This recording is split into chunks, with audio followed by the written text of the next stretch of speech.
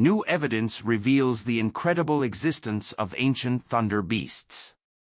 The fossil record is filled with land animals who grew to impossibly large sizes. Brontosaurs, the ancient North American ancestors of the horse, is a giantism outlier as growing from around 40 pounds to 4 to 5 tons in 16 million years. Studying 276 individuals in the Brontosaurs, researchers found that decreased competition among larger mammals led to the rise of giant thunder beasts.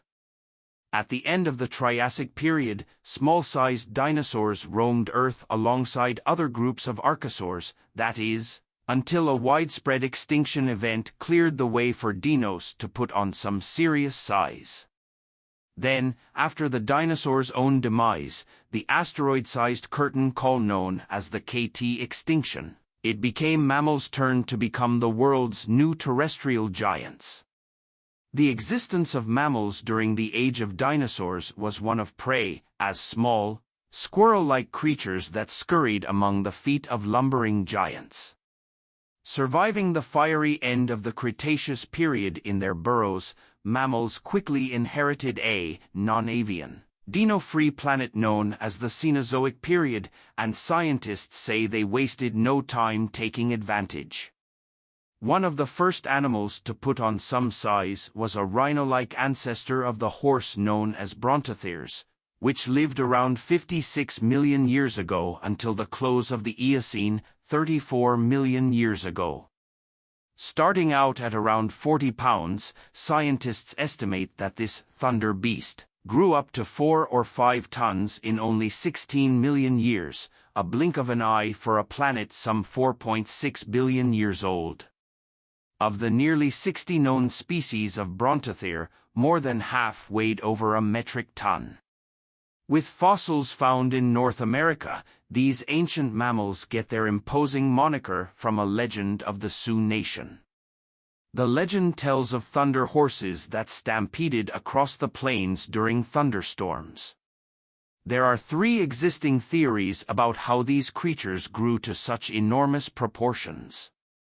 Either they slowly swelled in size due to natural selection, grew in growth spurts followed by a plateau periods, or various species grew into varying sizes and the larger ones outlasting their smaller relatives.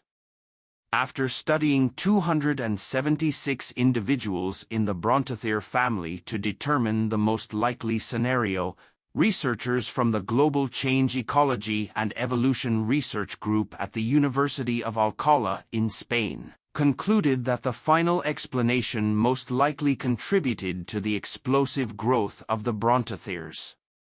This means a species of Brontosaur stayed the same size until it branched into different species, some bigger, some smaller. However, over time, the larger species survived where smaller brethren did not. It's a more complex evolutionary world than what pure Darwinism would tell us, Juan Cantalapedra, a co-author on the study and paleobiologist of the University of Alcalá in Madrid, told Science News. It's not this organized, predictable world where progress is a thing in nature and the better adapted always ended up surviving. The study's lead author, Oscar San Isidro, expects that as these thunder beasts grew in size, they faced less competition for food, as the Earth was still full of smaller mammal species at the time. So, while smaller species struggled over the same resources, larger ones face little to no competition. While this model only applies to North America's ancient horse ancestors, the researchers hope to use similar methods to uncover the giant-sized lineage of other mammals. The rules of life on Earth are always changing, but for the thunder beast during the first act of the Cenozoic, the mammalian game plan was simple: go big or go home. Do you think it is possible that large, ancient animals currently live in unexplored regions of the world?